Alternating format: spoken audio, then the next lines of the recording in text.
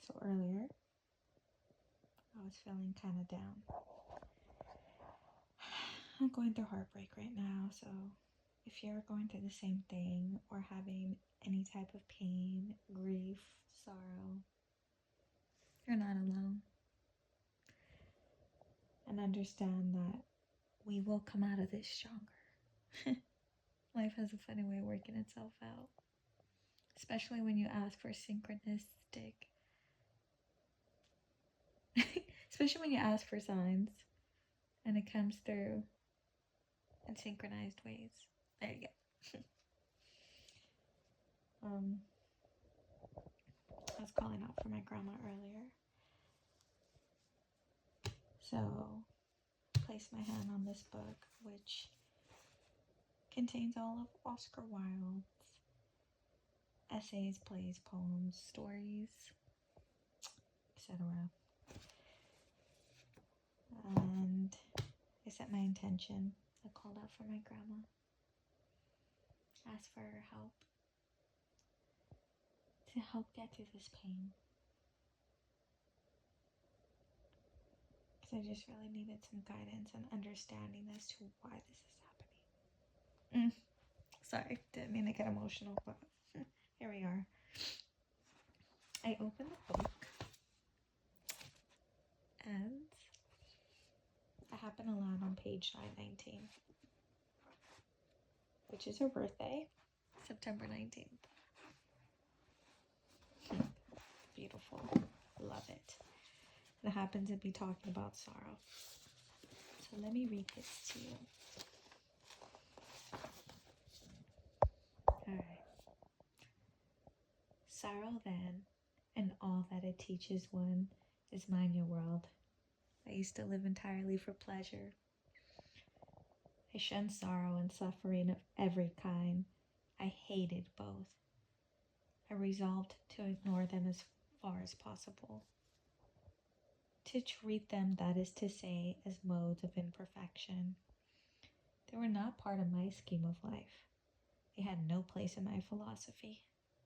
My mother, who knew life as a whole, used often to quote to me Goethe's lines, written by Carlyle in a book he had given her years ago, and translated, I fancy, by him also.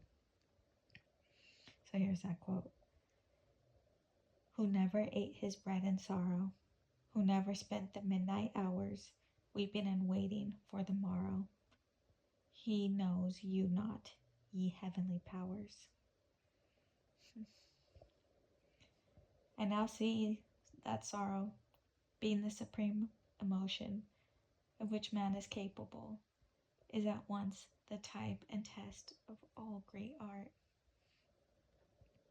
What the artist is always looking for is that mode of existence in which soul and body are one and indivisible, in which the outward is expressive of the inward, in which form reveals.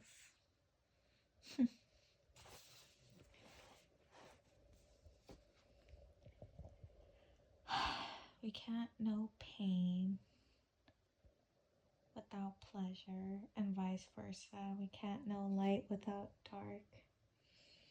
There's duality in this life. And I strongly believe that we don't have to suffer.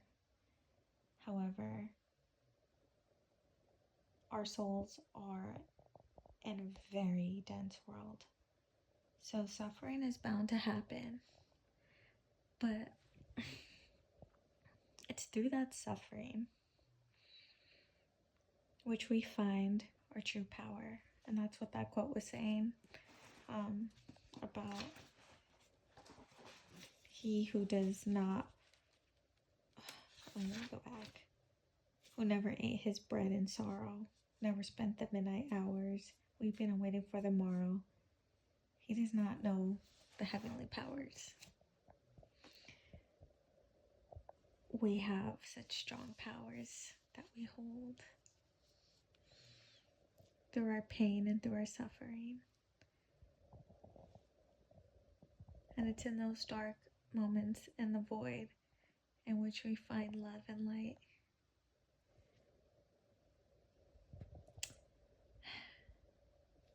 So,